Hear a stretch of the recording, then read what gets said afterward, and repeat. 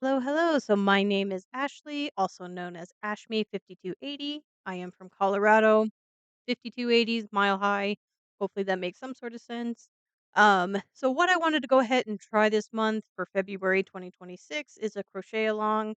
I picked out a graphical pattern. Has two hearts on it for Valentine's Day.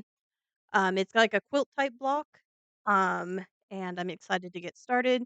What I'm gonna go ahead and provide is a link. This will be in the Facebook, everywhere. It'll be a free chart using Stitch Fiddle, so I'm gonna plug that in now. And so what you'll see here is a free chart of the pattern that we're going to be creating. Stitch Fiddle has a free sign up, so you're welcome to sign up for free. Get in there. You'll be able to kind of store, I think, up to like 30 charts.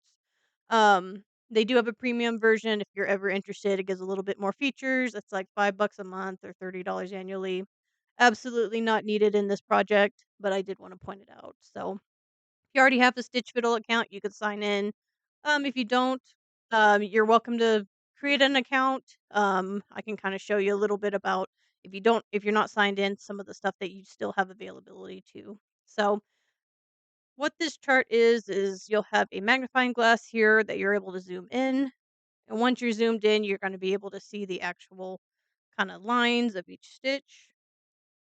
And if you hover over, you can kind of see the count.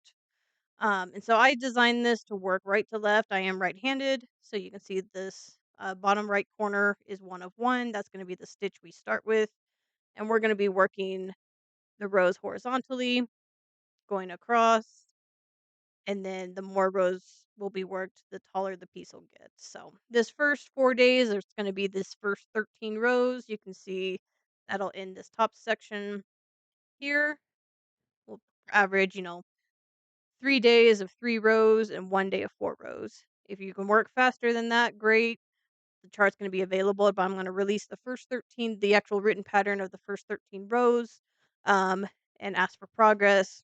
That way, again, there's not any set in stone rules, but that's the plan. So with the free version of Stitch Fiddle here, obviously you can zoom in.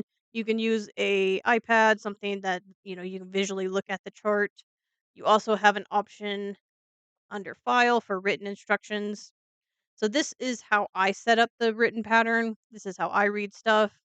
I'll show you a way that you can edit it here in a minute. So you'll have the right to left. If you follow this and you're left-handed and you're working left to right, the image will be flipped, but you'll still get the point.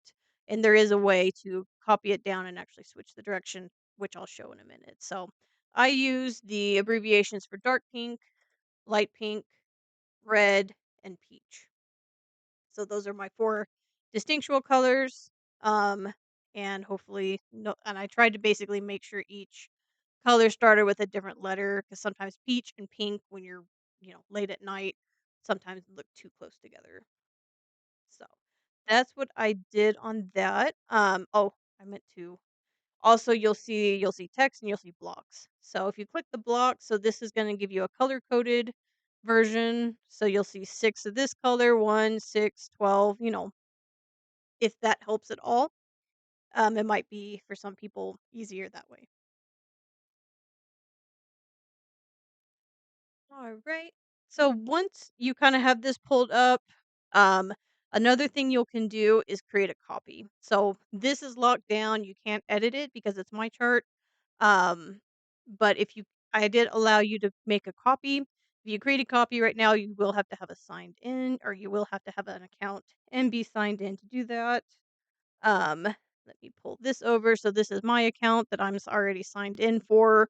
And so once you actually own a chart, so you made a copy and you own a chart, you'll see some more flexibility here. So you'll be able to come in here and edit, or you can click on this in here. Um, and here you'll be able to edit abbreviations. So if you have a different color name you want to use, you edit those here. If you actually hover and click on this, you'll see an option of pre-chosen colors. If you click on the yarn, you'll see that you can do no preference on brand. So thus you actually can kind of choose if you have a unique brand or kind of flexibility in the colors that way. They have Karen, Simply Soft, Red Heart, and I Love This Yarn. those are the built-in brands that they do have. Um, you can play around with symbols as well if you work better with symbols. It's not something I usually do. But this is going to be where if you want different colors, you absolutely can choose them. It'll actually give you a preview of what that looks like, as well as being able to edit the things like abbreviation. From there, um, yeah, there's other options. We don't have to. You can kind of self-explanatory. This will give you the count um, of stitches in each color that you'll need, and then as well as if you want to edit the direction. So if you're left-handed, what you can do under chart settings, again, you'll have to make a copy and edit your own versus because mine my link will actually lock it down. Um, you'll be able to come in here. One, you can play around with gauge. If you find that eight right now I have it set at 18/9. That means my width, my individual stitches are about twice as high as they are uh, wide. So direction wise, you can come in here and give you a nice preview of the direction. If you're left-handed, you click that and you'll see it'll switch, which is nice. If you're ever needing to do C2C, Stitch Fiddle can do that. Um, it's not that you can't do it in this example, it just would be a gigantic blanket. Let's see, grid, you can kind of play around with printing, if you do wanna print anything. Downloading the chart, you can choose like an A4 versus letter size, different settings, it's pretty flexible. Let's see, chart, and then under written, so once you make a copy again, and you'll be able to edit, you also can come in here, under written instructions, and here you can kind of play around with the visual. So, if you don't need that arrow, you can play around here. Always do the stitch count at the end. You can do if changed from previous rows. So ours would always be 165.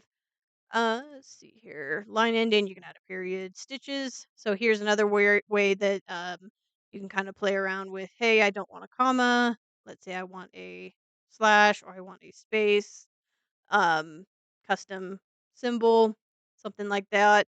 If you do want the count before, so you can see 6 instead of dark pink 6, something like that. There's all sorts of ways you can kind of build that out here. With repeats, I have it detected automatically, so you'll see any sort of repeats in brackets. Let's see if there's a quick example here. So this would be a bracket that I would repeat this 7 3 6 13 6 3 twice. If you don't like that, you want it spelled out one at a time, totally get it. You can take that off here, and it'll just write out each and every row. So definitely let me know if you have any questions on Stitch Fiddle. I'm fairly familiar with it. I kind of use it for one project or one project type. If it gets into some other stuff, I may have less answers. But definitely come in here. If you want to change some colors, change some abbreviations, maybe the direction you're left-handed, um, things like that, you're able to do so. I'm gonna go ahead and start posting on Sunday as far as the first 13 rows down here. You'll see a written pattern linked in there if you just want to follow along that way. Post any questions below this video. I look forward to hearing from you, and we'll go from there. Thank you.